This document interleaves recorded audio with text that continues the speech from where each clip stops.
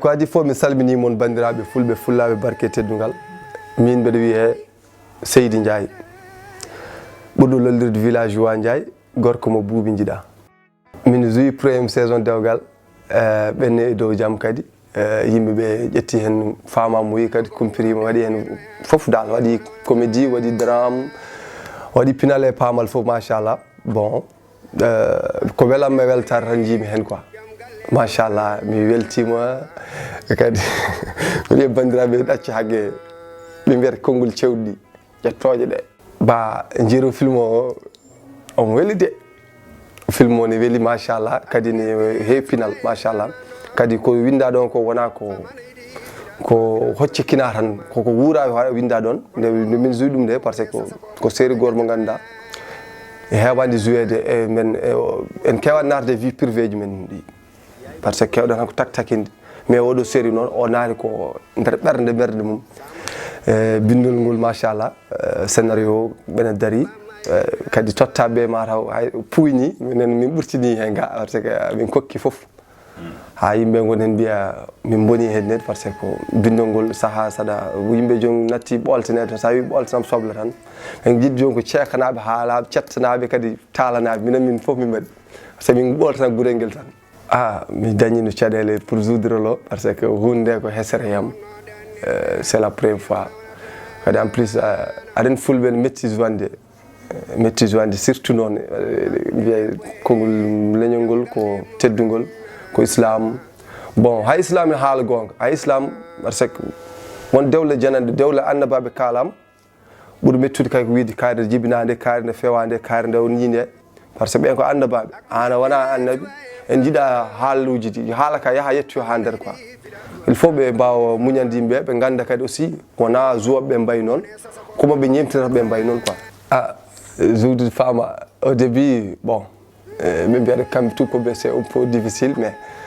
yettere Allah nde wonno neɗɗo so tawi on gownodirani ha tel point kadi yama gana kam rek tampereji ɗi ɗon saaha hoore nden wuula en forno ɓurde ɗon mais yettere Allah ça va o rokkiri kanko woni pinɗo min woni fuyɗo kuble ko noon non dewgal aɗa andi dewgal so tawi ko minen ko dewgal haata sona mi mayde serna minen ko mayde firti haaɗani noon en waɗi deuxiéme saison ɗomin poti jibinduɗa mbiɗa ɓesnude ɗo foof nan toon inchallah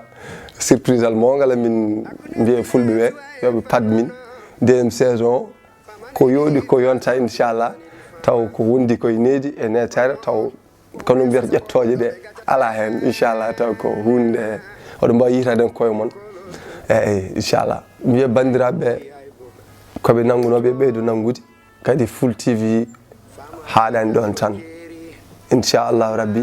mission o min puɗɗaki taw min gonno tan koye wadde ni hen rek ko jomin naare compétition inchallah koye entraînement ji min gonno dewgal en koɗo bewɗen ɗum foof ko fijirde tan ko mbapat ko mbawa ko joni inchallah min mbaɗa gaƴ min gaƴƴodira ko wuddirde mi guddirtuno ko wiide bandiraɓe fulɓe aɓe jerlo aɓe jaafo aɓe ɗacca hagge won kaalawo goto pulaar wiye neɗɗo timmani ko jiɗɗomo timmintuma mi salmini moon mi juuri moon hen guur cellon e barke Nabil Moustapha village wa Signas in the building eyyi dewgal min wonno hen gorgol mum Mohamed Mo Melody eyyi holko naggatmi série dewgal série o ne waɗi fayida ene findina ene famna mbimi en findini yimɓe famni ɗumen saabu dewgal kadi dewgal mum juuɗen oɗo hewɓe jiitima hen koye mumen wastani dewgal oɗo hewɓe ni enen jettuma hen enen mbima hen a jarama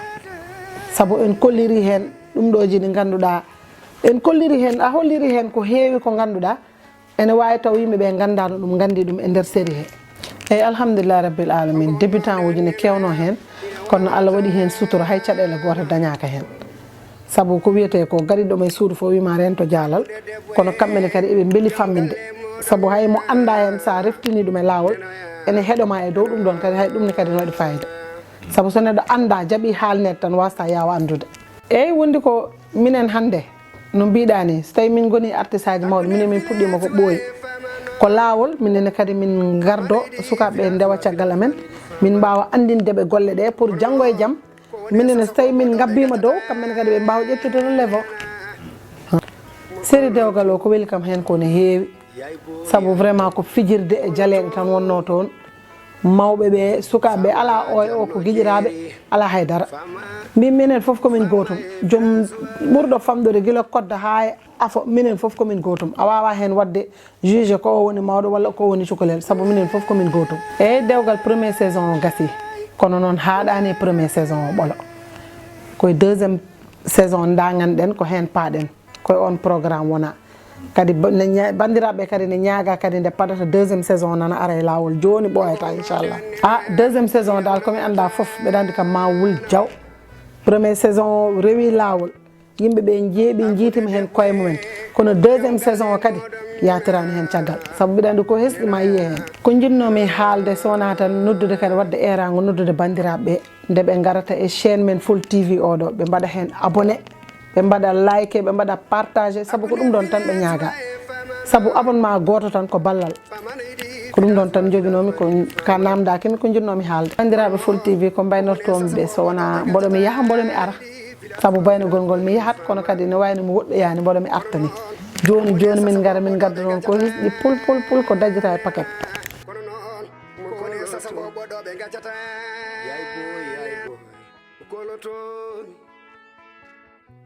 Fama Jallo Jeri